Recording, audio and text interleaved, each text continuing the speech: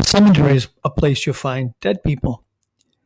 When the women go to the cemetery, the angel tells them, "Why are you here? He has risen as he told you he was going to rise. Go to Galilee, and there you'll find him. There he'll be fishing and eating and being with you." The dead are in a cemetery. Jesus is not dead, he is alive. When you walk through a forest or even in your backyard sometimes where trees are, you come upon a spider web, and it frightens you because you don't expect anything when you can't see, and it touches you, and now, have been living for so long, you know what it is.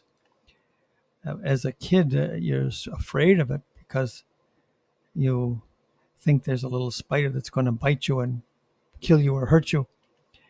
But as you're an adult, you just walk away and break the web and finished.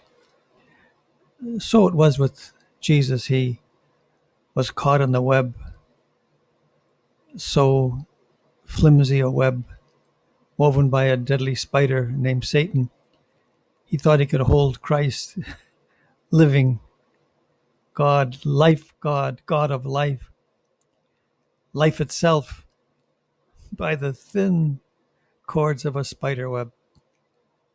But he was not counting on this human being being also God.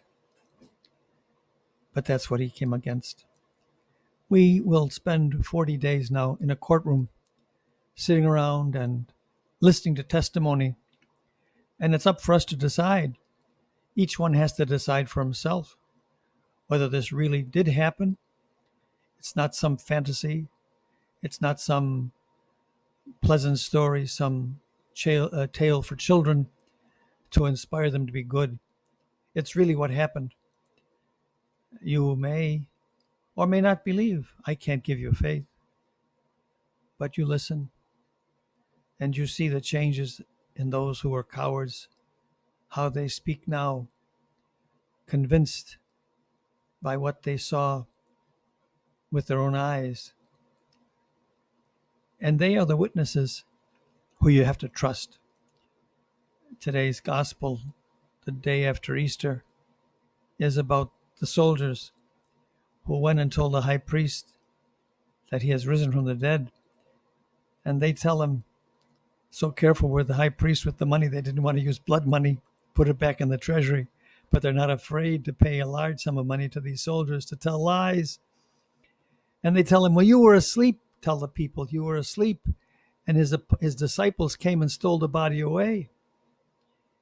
If you were asleep, how do you know what happened to the body? And if you were awake, why didn't you fight? You have swords, and they had none. Why didn't you protect the tomb? But the truth is, your lie is just that, a lie. And for all your testimony and all the bribes in the world, there is no body to be found. And for 2,000 years, people have searched for that body and found none.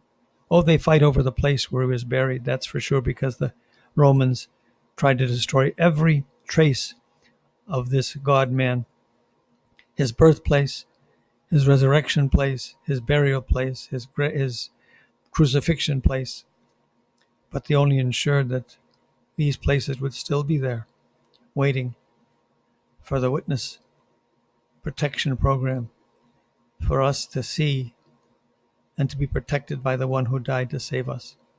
The decision will be yours, but listen to what Peter has to say. David spoke about the resurrection.